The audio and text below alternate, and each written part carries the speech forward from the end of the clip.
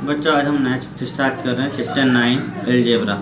ठीक है, तो एलजेब्रा जो होता है मैथ्स की एक ब्रांच है। In this chapter we shall study a new branch mathematics called the algebra. जैसे आपने ज्योमेट्री पढ़ी है, ज्योमेट्री में क्या पढ़ा है आपने, जैसे लाइन सेगमेंट, रेक्टेंगल, ट्राइंगल, है ना। और अर्थमेटिक पढ़ी है, अर्थमेटिक भी मैथ्स की ब्रांच जिसमें आप मल्टीप्लाई, प्लस, डिवाइड, परसेंटेज वगैरह देखते हो। इसी तरह से एलजेब्रा भी मैथ्स की ब्रांच है। इसमें जो क्वेश्चन होते हैं वो लेटर के माध्यम से होते हैं, मतलब एक्स वाई जेड वाले क्वेश्चन आपको नज़र आएंगे। ठीक है, तो बच्चों इसमें आपको जो है 9.1 सॉल्व नहीं करना है। हम 9.1 को सॉल्व नहीं करवा रहे हैं, ये हमने कट कर दी, हम इसको सॉल्व नहीं करेंगे। हम 9.2 से सॉल्व करेंगे। तो सबसे पहले हम बात करते हैं वेरिएबल की।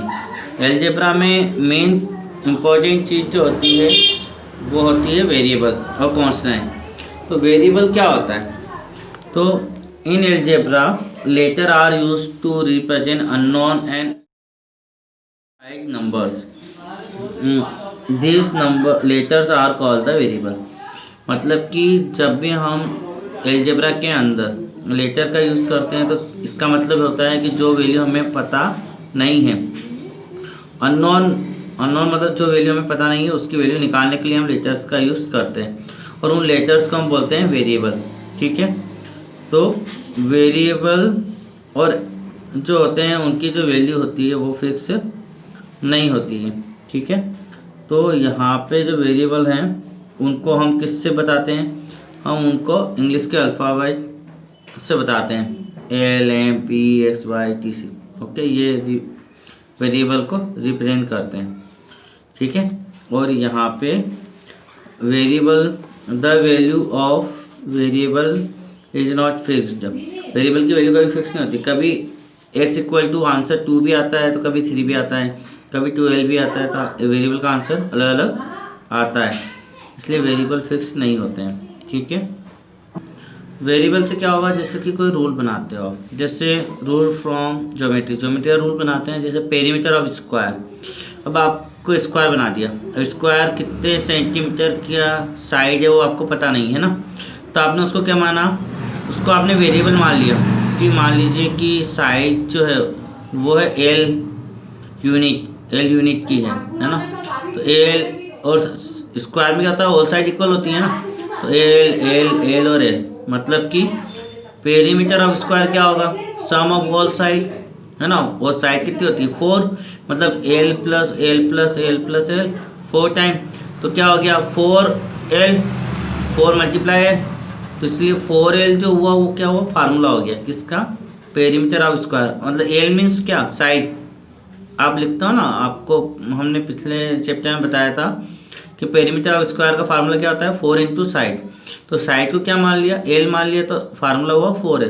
तो इस तरह से वेरिएबल जो होती है, अननोन जो वैल्यू होती है जिसको हमें पता नहीं होती है, उसको हम लेकर रूल बना सकते हैं। ठीक है, इस तरह से रेक्टेंगल, अब रेक्टेंगल में भी अगर हमें कोई चीज़ पता नहीं है तो हम उसको क्या मानते हैं, एक्स और वाई मानते हैं, या एल और बी भी मान सकते हैं। तो यहाँ पे ए बी सी डी है, ये एल है, एल मतलब लेंथ, बी मतलब ब्रीथ।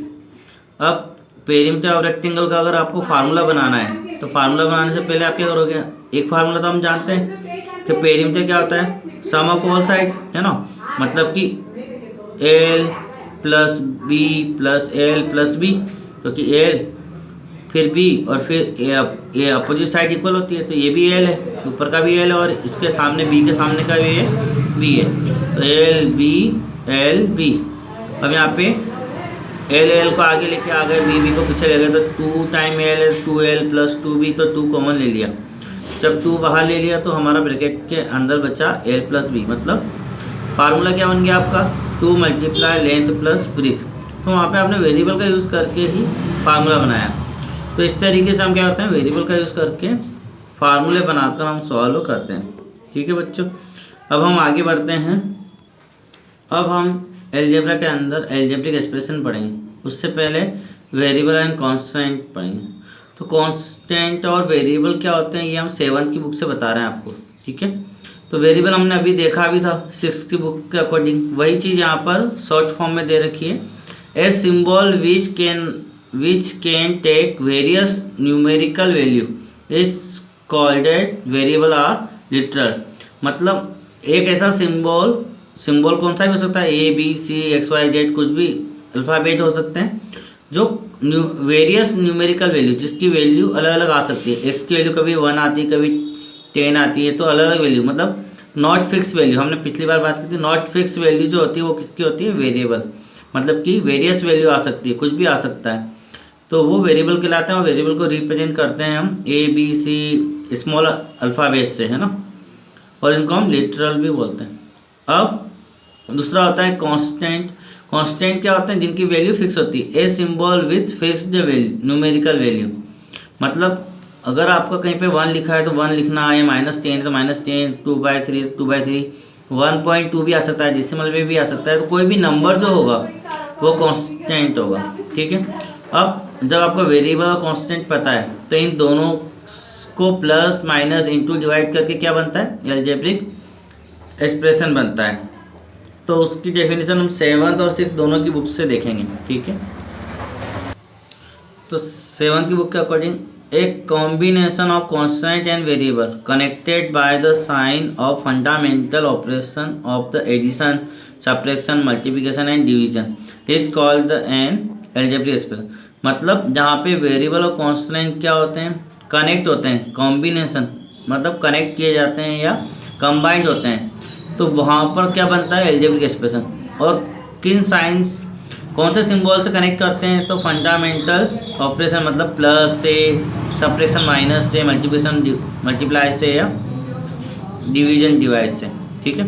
तो यहाँ पे algebraic expression plus minus into divide से किसको कनेक्ट किया जाता है, कांस्टेंट और वेरिएबल को, ठीक है।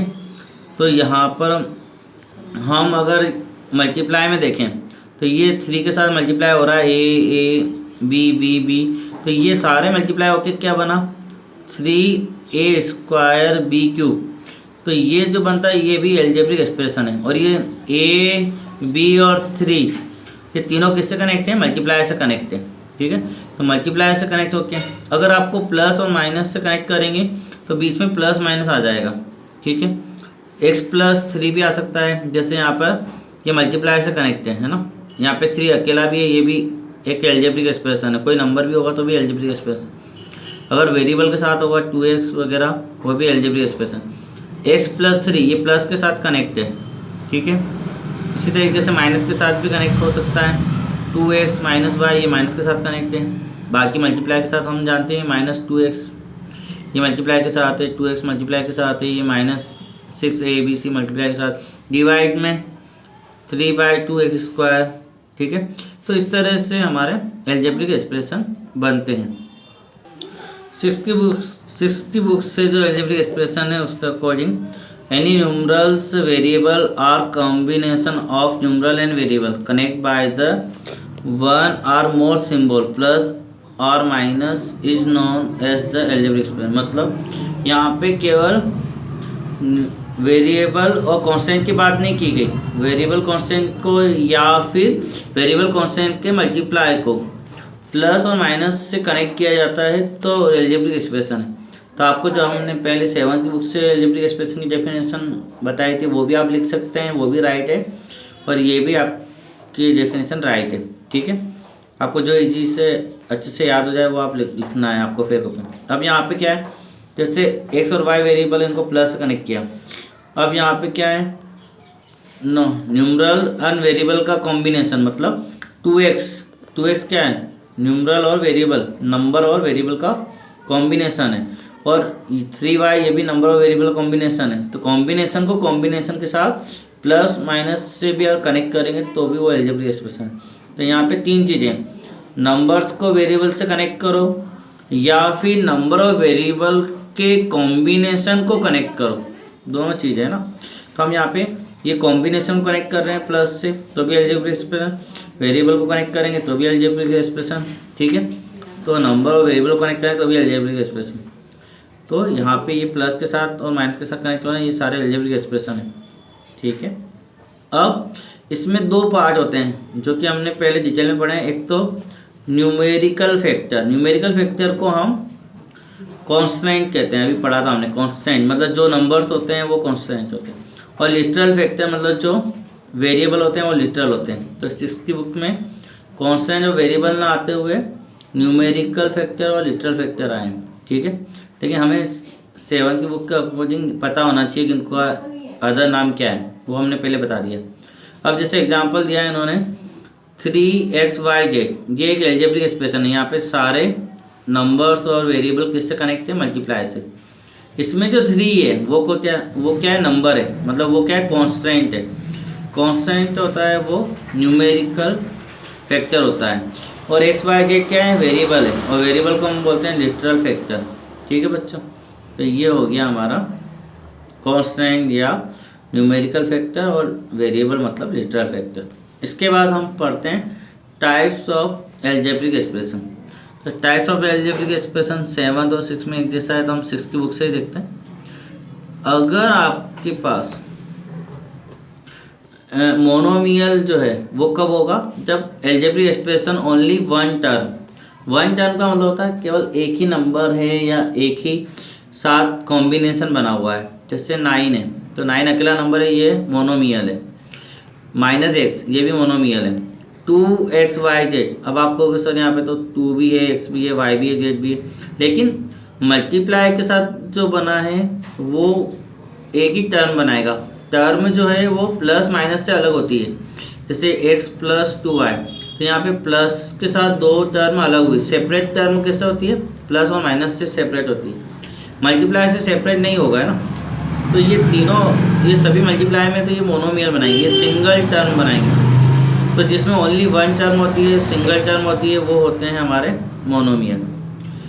बाइनोमियल कौन होते हैं? जिसमें if the an algebraic expression contains 2 term, जिसमें 2 टर्म होती है उनको हम बाइनोमियल कहते हैं। जैसे x + 2y, तो ये x वाला एक टर्म है, 2y दूसरा टर्म है, तो ये प्लस के साथ अलग हो गए, सेपरेट हो गए। या फिर -5 + 3xy, तो ये सेपरेट है, इसलिए ये बाइनोमियल है। तो माइनस से भी सेपरेट हो सकता है, जरूरी नहीं प्लस से सेपरेट हो, है ना। लेकिन बाइनोमियल में 2 टर्म आएगी। ट्राइनोमियल जिसमें 3 टर्म हो, if the an algebraic expression contains 3 terms, जिसमें 3 टर्म, जैसे a + b + c, यहाँ पे 3 टर्म है, प्लस से सेपरेट हो गई। यहाँ पे 2x, ये सिंगल टर्म है ना, 2x, फिर प्लस के साथ सेपरेट 3y -z, यहाँ पे 1 2 3 है, तो ये 3 टर्म है, इसलिए ये ट्राइनोमियल है। तो 3 टर्म वाले को ट्राइनोमियल।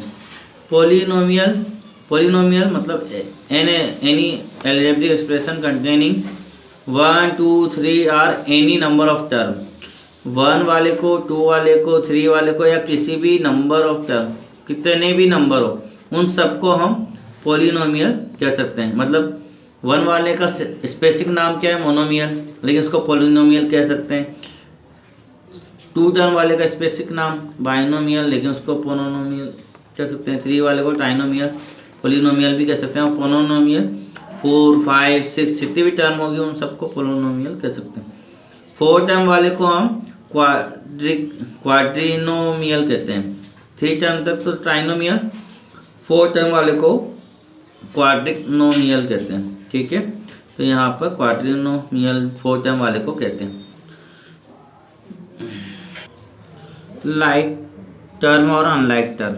लाइक टर्म वो होती है जिसमें टर्म के लिटरल फैक्टर जो होते हैं वो सेम होते हैं। सेम लिटरल फैक्टर मीन्स, अगर आप यहाँ देखोगे तो इसमें 3a है और -6a, तो दोनों में वेरिएबल क्या है? a, तो ये लाइक है।